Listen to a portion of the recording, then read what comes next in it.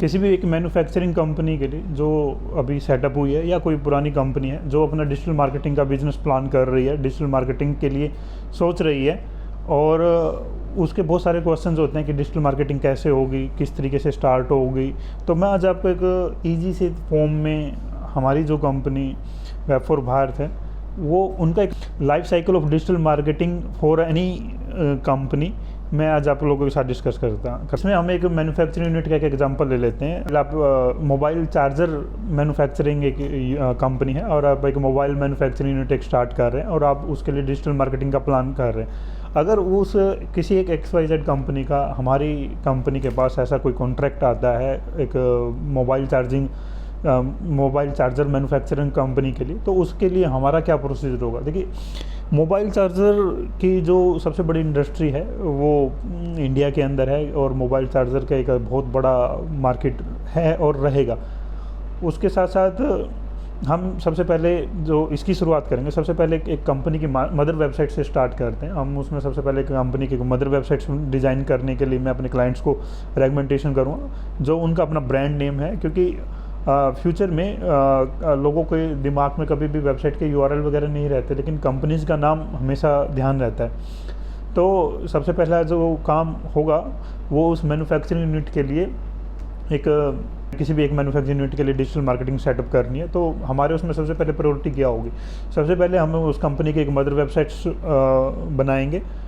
Mother website के साथ साथ अगर हमें ऐसा फील होता है कि मार्केटिंग में अगर उनकी डिमांड वो सिर्फ थर्ड पार्टी OEM नहीं कर रहे हैं, वो अपने ब्रांड नेम से भी मार्केट में अपने चार्जर वगैरह निकाल रहे हैं, तो हम हो सकता है कि उनको कुछ मल्टीपल साइट्स के लिए हम उनको रेकमेंड करेंगे। मल्टीपल वेबसाइट्स एक हमारी सीक्रेट पॉलिसी रहती है, उसके थ्रू हम क्लाइंट्स के लिए कुछ वेबसाइट्स डिज़ाइन करते हैं। वो उसके कुछ सीक्रेट्स होते हैं। वो जब हमारा क्लाइंट किसी कंपनी के साथ टाई अप हो जाता है तो हम डिटेल में अपने क्लाइंट को वो सारे उनके बेनिफिट्स और वो सारे एक्सप्लेन करते हैं। फिर उसके बाद हमारा सबसे सेकंड स्टेप क्या होगा। हमारा सेकंड स्टेप उस कंपनी के सारे सोशल मीडिया अकाउंट्स को क्रिएशंस का होगा। ये एक वन टाइम एक्सरसाइज है जनरली, और ये हम कम से कम टाइम में इमीडिएट कर देते हैं। थर्ड, जैसे लाइक उस क्लाइंट्स के लिए अगर वो क्लाइंट्स का प्लेटफॉर्म कुछ ऐसा है, जैसे एक मैन्युफैक्चरिंग यूनिट है लेकिन वो इंस्ट्रूमेंट ट्रांसफार्मर बना रही है, वो एक सीरियस मैन्युफैक्चरिंग बिजनेस में है, तो हम उसको फेसबुक पे या इंस्टाग्राम पे बहुत ज़्यादा रेकमेंड नहीं करेंगे। लेकिन अगर एक कंपनी है, एक मैन्युफैक्चरिंग यूनिट है, जस्ट लाइक कि मोबाइल चार्जिंग कंपनी है या कोई और दूसरी इस तरह की यूनिट है जिसका ऑडियंस का रिलेशन आम पब्लिक से भी हो सकता है, तो उसके लिए हम फेसबुक और इंस्टाग्राम रेकमेंड भी करेंगे। अदरवाइज हम हो सकता है कि लिंक्डइन या पिंटरेस्ट पे ज़्यादा रेकमेंडेशन करें। वो डिपेंड करेगा कि वो उस पर्सन का नेचर ऑफ बिजनेस क्या है। अगर अभी मैं मोबाइल चार्जर कंपनी की बात कर रहा हूँ तो हमारी कंपनी जैसे ही हम उसकी वेबसाइट डिज़ाइन करेंगे उसके साथ साथ हम उनके सोशल मीडिया अकाउंट्स जैसे लाइक कि Facebook, Instagram, YouTube, LinkedIn, Pinterest, ये मेनली 5 अकाउंट्स पे हम सबसे ज़्यादा फोकस करते हैं। उसके साथ साथ एक और सोशल मीडिया प्लेटफॉर्म जो रहता है गूगल, लोकल बिजनेस के अंडर हम उसके बिज़नेस की लिस्टिंग करेंगे। अगर उसकी मल्टीपल ब्रांचेज हैं, उस क्लाइंट की अगर मल्टीपल ब्रांचेज हैं तो सभी ब्रांचेज को अलग अलग तरीके से हम लिस्टिंग करते हैं गूगल मैप पे। फिर उसके बाद हमारा जो काम आ जाता है, जैसे ही हमारी मीन टाइम वेबसाइट्स बन जाती है, हमारा थर्ड काम इमीडिएट जो शुरू हो जाता है वो हो जाता है डाटा कलेक्शंस का। वो जस्ट लाइक कि अगर एक मोबाइल चार्जर कंपनी है तो उसका सबसे हाई प्रायोरिटी वर्क होगा कि इंडिया के अंदर जितनी भी मोबाइल शॉप्स हैं उसको इमीडिएट वो डाटा रिक्वायर्ड होगा। उसको उन कंपनीज़ का डाटा रिक्वायर्ड होगा जो भी मोबाइल फ़ोन मैन्युफैक्चरर यूनिट्स हैं। उसके अलावा और भी बहुत सारे ऐसे आज की तारीख में इक्विपमेंट डिवाइसेस आते हैं। अगर वो कंपनी मोबाइल चार्जर के अलावा और दूसरे भी डिवाइसेस के लिए चार्जर बनाते हैं, जस्ट लाइक कि कोई भी मॉडेम है, राउटर्स है, स्विचेस हैं, या और भी जस्ट लाइक कि आजकल ये पेटीएम या किसी भी पेमेंट गेटवे के ऑडियो डिवाइसेस आते हैं जो पेमेंट होने पर बोलते हैं। तो अगर वो उस तरह के चार्जर वगैरह भी बना रहे हैं तो जहाँ पर भी वो डिवाइसेस बनते हैं उन सब का भी एक डाटा कलेक्शंस का काम हमारे पास इमीडिएट स्टार्ट हो जाता है। With in a minimum time के अंदर हमारे पास आज की तारीख में लगभग 20 लाख इंडस्ट्रीज़ का डाटा है जो हर वक्त हम अपने क्लाइंट्स की रिक्वायरमेंट के अकॉर्डिंग रिफाइन करते रहते हैं। तो उसके बाद हमें उस क्लाइंट के नेचर, जैसे लगे मैं मोबाइल चार्जर की मैं बात कर रहा हूँ, तो उसके साथ साथ हम ईमेल मार्केटिंग, व्हाट्सएप मार्केटिंग और एसएमएस मार्केटिंग, इन तीनों मार्केटिंग में हम ये देखते हैं कि हमारे पास डाटा सबसे ज़्यादा रेलिवेंस किस इंडस्ट्री, किन किन इंडस्ट्रीज का है, और जो हमारे क्लाइंट्स के लिए सबसे ज़्यादा बेनिफिशियल डाटा कौन सा हो पा रहा है। तो हम वो सारा का सारा स्टार्ट करते हैं। फिर उसके बाद हम अपने क्लाइंट्स की रिक्वायरमेंट के अकॉर्डिंग सबसे पहले छोटे छोटे पेड ऐड कैंपेन रन करते हैं, जैसे लाइक कि उसकी पोस्ट का हो गया या गूगल पे हो गया या कोई और दूसरे प्लेटफॉर्म्स पे हो गया। वो डिपेंड करता है कि हम उसमें काफ़ी सारे एक्सपेरिमेंट्स अपने क्लाइंट्स के लिए करके देखते हैं कि किन एक्सपेरिमेंट करने से उनका ज़्यादा आउटपुट आ रहा है। जैसे लाइक एक हमने एक एडवेंचर कैंप के लिए काम किया था, तो एडवेंचर कैंप के लिए हमने उनका ट्रिप एडवाइज़र पर हमने काफ़ी सारी पेड ऐड कैंपेन रन किए, तो वहाँ से उनको काफ़ी अच्छा बिजनेस मिला। तो इस तरीके से वो बिजनेस, किसी भी बिज़नेस के नेचर के ऊपर डिपेंड करता है। हम उसमें बहुत सारे पेड ऐड कैंपेन छोटे छोटे जो क्लाइंट्स के बजट में हो, जितना क्लाइंट मैक्सिमम खर्च कर सकता है उसमें, तो वो सारा का सारा हम पेड ऐड कैंपेन अपने रन करते हैं।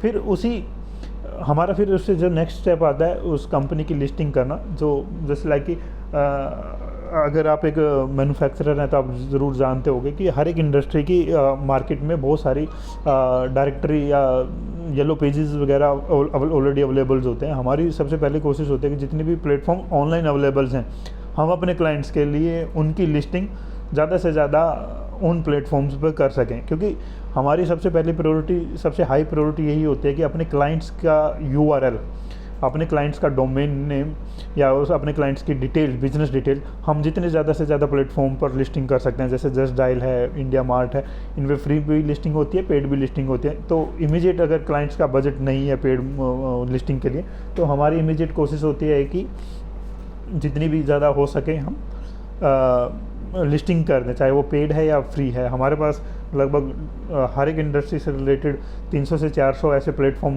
रहते हैं जहां पर हम अपने क्लाइंट्स के आने वाले 3 महीने के अंदर अंदर लिस्टिंग कर देते हैं। हमारी सबसे ज़्यादा हाई प्रायोरिटी रहती है, वो ये रहती है कि जो सबसे पहले हम उनके कंपटीटर की एक लिस्ट डाटा बैंक तैयार करते हैं, उनके कंपटीटर के जो भी क्लाइंट्स होते हैं उनका भी एक डाटा बैंक तैयार करते हैं। हमारी सबसे फिर नेक्स्ट स्टेप ये रहता है कि हम अपने क्लाइंट्स का एक डिजिटल पोर्टफोलियो तैयार करते हैं। उस डिजिटल पोर्टफोलियो को हम अपने जितनी भी हमारी लिस्टिंग कंपनीज़ या उस इंडस्ट्री से रिलेटेड जितने भी हमारे पास डाटा अवेलेबल होता है, हम उसके ऊपर वो डाटा फ्लोट करना स्टार्ट कर देते हैं। विद इन 2-3 मंथ्स के अंदर अंदर क्लाइंट्स को एक अच्छा रिस्पॉन्स आना स्टार्ट हो जाता है, क्योंकि उस सबसे फर्स्ट सिनेरियो के अंदर हम अपना क्लाइंट्स का प्रोडक्ट नहीं सेल कर रहे होते हैं, हम सिर्फ उसकी एक इन्फॉर्मेशन उसके पोटेंशियल कस्टमर तक एक पहुंचा रहे होते हैं। मार्केट में उसका एक ब्रांड नेम की हम पोजीशनिंग कर रहे होते हैं। अलग अलग काफ़ी सारे प्लेटफॉर्म होते हैं, उनके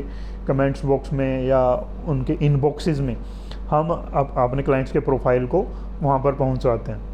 हम अपने क्लाइंट्स के लिए सबसे ज़्यादा काम रिपोर्टिंग का करते हैं, जस्ट लाइक कि हमारे पास कितनी इंडस्ट्री का डाटा है, उस क्लाइंट्स को किस किस इंडस्ट्री में वो अपना प्रोडक्ट सेल कर सकता है, कहाँ कहाँ पर कौन कौन सी इंडस्ट्री को हमें अप्रोच करना है। तो वो सारा का सारा काम अगर उस क्लाइंट की कोई अपनी मार्केटिंग टीम है, उनकी मार्केटिंग टीम को हमारे यहाँ से रेगुलर बेसिस पर इंस्ट्रक्शंस आती रहती हैं कि अब आपको इस डाटा पे प्रोसेस करना है, अब इस डाटा पे प्रोसेस करना। अगर क्लाइंट के पास उस तरह की कोई मार्केटिंग टीम नहीं है, तो उस केस में भी जो डिजिटली हम लोग काम कर सकते हैं या जो हम अपने क्लाइंट्स के लिए काम करते हैं डिजिटल प्लेटफॉर्म पे, रिपोर्टिंग के लिए हम एजाइल मेथोडोलॉजी को फॉलो करते हैं। एजाइल मेथोडोलॉजी के अंदर हम अपना जो रिपोर्टिंग टाइम है हमने उसको 7 से 10 दिन का रखा हुआ है, और मैक्सिमम टू मैक्सिमम हमारी कोई भी बड़ी से बड़ी रिपोर्टिंग होती है वो 30 डेज से ज़्यादा हम नहीं लेते हैं। विद इन 1 मंथ के अंदर अंदर हम एक रिपोर्टिंग कर देते हैं। कई बार कुछ ऐसी रिपोर्टिंग होती है जिसमें हमें क्लाइंट्स को थोड़ा सा टाइम ज़्यादा हमें लगता है, ताकि उसमें हम अपने क्लाइंट्स को, अगर कोई बहुत ज़्यादा बड़ा ग्रुप है और किसी क्लाइंट को उस आउटपुट के लिए बहुत ज़्यादा जल्दी नहीं है, तो हम वो रिपोर्टिंग टाइम 1 मंथ का रखते हैं। और अगर कस्टमर बहुत ही ज़्यादा एग्रेसिव तरीके से काम करना चाह रहा है तो हम उसमें रिपोर्टिंग टाइम मिनिमम 7 डेज़ का भी कर सकते हैं। वो depending upon the nature of the business की हम लोगों ने कितना ईमेल शूट किया, कितना मैसेजेस शूट किया, कितना ऐड कैंपेन रन किया, और उसके अलावा कितनी जगह पर हमने रिव्यूज़ डाला, कितनी जगह पर हमने कमेंट्स डाला, कितने सोशल मीडिया पे पोस्ट डाला, कितनी हमने रील्स शेयर किया, वो बहुत सारे इन फैक्टर्स के ऊपर डिपेंड करता है। तो हमारी रिपोर्टिंग टाइम टू टाइम होती रहती है। अपने क्लाइंट्स के लिए हमेशा नई नई मेथोडोलॉजी और नए नए फंक्शनैलिटी भी देखते रहते हैं। जैसे अभी हमारा बहुत ज़्यादा फोकस व्हाट्सअप मार्केटिंग पर लगा हुआ है। अभी हम व्हाट्सअप मार्केटिंग के अंडर बहुत सारा काम कर रहे हैं। व्हाट्सअप के थ्रू हम काफ़ी सारे टूल्स भी, थर्ड पार्टी टूल्स भी यूज़ कर रहे हैं अपने कस्टमर्स के लिए। बाकी और कस्टमर्स को शायद वहाँ पर तक पहुँचने में, या बहुत सारी डिजिटल एजेंसी को वहाँ तक पहुँचने में हो सकता है कि काफ़ी समय लगे। और हम काफ़ी सारी सर्विसेज अपने क्लाइंट्स को, कस्टमर्स को उसके लिए देते हैं। हम उसके साथ साथ हम अपने कस्टमर को जैसे जेम पोर्टल्स है, उसके थ्रू वो बिज़नेस कैसे ला सकते हैं, और दूसरी और सारी लिस्टिंग्स को और कैसे कैसे किया जा सकता है। इंडिया मार्ट और जस्ट डायल या और दूसरे ऐसे पेड प्लेटफॉर्म्स हैं जहाँ से रियल टाइम में इमीडिएट बेसिस पे बिज़नेस स्टार्ट हो जाता है। वो सारे के सारे प्लेटफॉर्म मैनेज करना, तैयार कराना, और वहाँ से जो जितनी भी उनके डेड क्लाइंट्स हैं, जो लीड्स उनके यहाँ पर जनरेट हुई और उस वक्त वो उस पर्टिकुलर आइटम्स में नहीं डील कर रहे थे, या फ्यूचर में उन जितनी भी हमारे पास लीड्स होती है, हम मेलर के थ्रू या एसएमएस के थ्रू या कॉलिंग के थ्रू या अलग अलग मोड से हम उन कस्टमर्स को भी, उन लीड्स को भी एक्टिव रखने की कोशिश करते हैं, ताकि ज़्यादा से ज़्यादा बड़ा डाटा बैंक पर हम लोग काम कर सकते हैं। क्यों हो सकता है फ्यूचर में हमारा क्लाइंट नए प्रोडक्ट्स लॉन्च करे। जैसे कि एक मोबाइल चार्जर मैन्युफैक्चरिंग यूनिट कोई हमारी क्लाइंट है, हो सकता है कि वो कल को डाटा केबल्स को एज ए प्रोडक्ट लॉन्च कर दे। हो सकता है कि कल को वो लैपटॉप से पावर अडेप्टर भी डिज़ाइन करना स्टार्ट कर दे। तो ऐसे बहुत सारे फ्यूचर के पॉइंट ऑफ व्यू से हम बहुत सारा डाटा बैंक अपने क्लाइंट्स का तैयार करते हैं, और डाटा को जितना ज़्यादा हो सकता है हम रिफ़ाइन करने की कोशिश करते हैं। उसके लिए हमारा कंपनी का एक अपना पोर्टल रहता है, जिसके थ्रू हम अपने कस्टमर को उसका एक्सेस देते हैं, और वो उस पोर्टल के थ्रू उनको लीड्स को मैनेज करना और डाटा को और ज़्यादा रिफ़ाइन करना का काम करता है। इस तरीके से अगर आप भी अपने बिज़नेस के लिए पोटेंशियल जानना चाहते हैं कि आपके बिज़नेस के अंदर कितना पोटेंशियल है, हम कितना काम कर सकते हैं, कहाँ कहाँ तक रेवेन्यू जा सकता है, तो उसके लिए आप स्क्रीन पे दिए गए एक नंबर पे, हमारे व्हाट्सअप नंबर पे हाय छोड़िए। हमारी सेल्स टीम इमीडिएट आपको विद इन 24 आवर के अंदर आपको कनेक्ट करेगी, और आपके लिए एक अच्छा बिज़नेस प्रपोजल हम ला के देंगे, और आप लोगों के साथ एक हमारे अच्छे बिज़नेस रिलेशन रहेंगे। Thank you.